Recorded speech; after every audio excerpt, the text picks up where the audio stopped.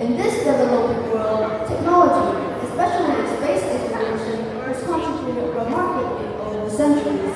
As it advances and space agencies plan missions to Mars, while Earth is still struggling with a lot of problems, the question becomes hard to ignore. Should we continue exploring space, or should we focus on solving the problems on Earth?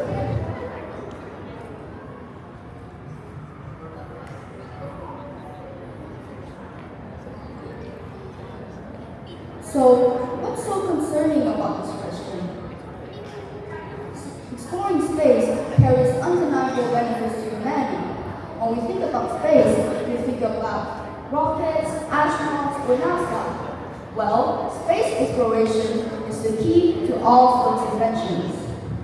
For example, one of the most known inventions, satellites, monitor weather patterns, guide planes, aid farmers, and allow people to connect instantly across the world.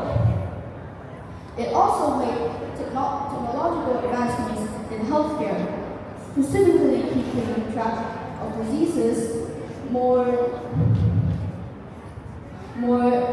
advanced healthcare tools like MRI and CT scans, artificial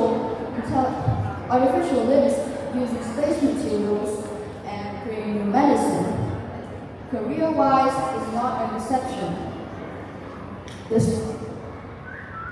The space industry creates jobs, inspires students, and pushes nations to collaborate rather than compete. In this sense, investments in space is directly changing life on Earth.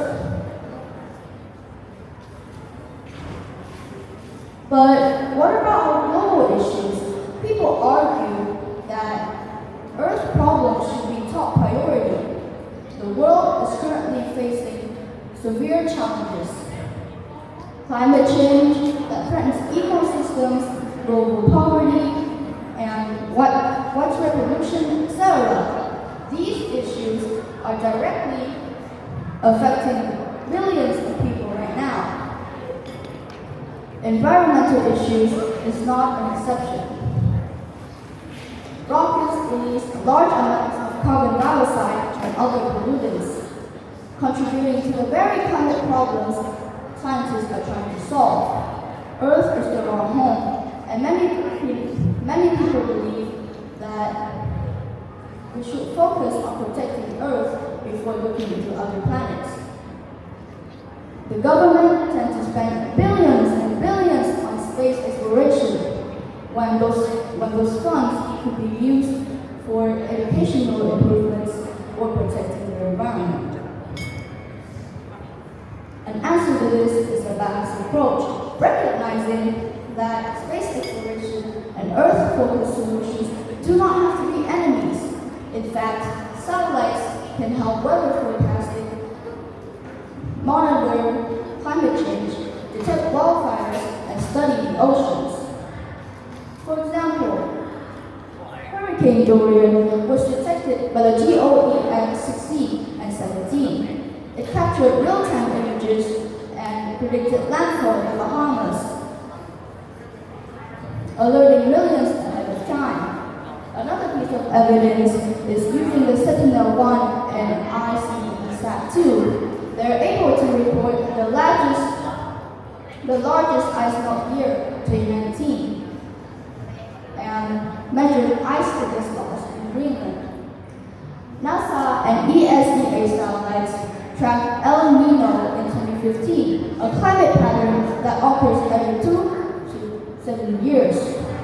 They measured sea surface temperatures, showing large warm water pools and height differences that confirmed El Nino strength. Scientists have been doing this for a long time, and these evidence prove that space exploration can therefore not only be used for discovery, but also for problem solving. With responsible budgeting and clear priorities, humanity can invest in space without abandoning its obligations to the planet. To conclude my talk today, whether we focus on space exploration or solving the Earth's problems, what truly matters is our sense of accountability, one of the core values we embrace. This value reminds us that every choice we make carries consequences to the planet and to our future generation. By taking responsibility for our actions, our resources, and the planet we live in, we can ensure humanity continues advancing while still protecting the Earth we call home. Thank you everyone for listening. This is the end of my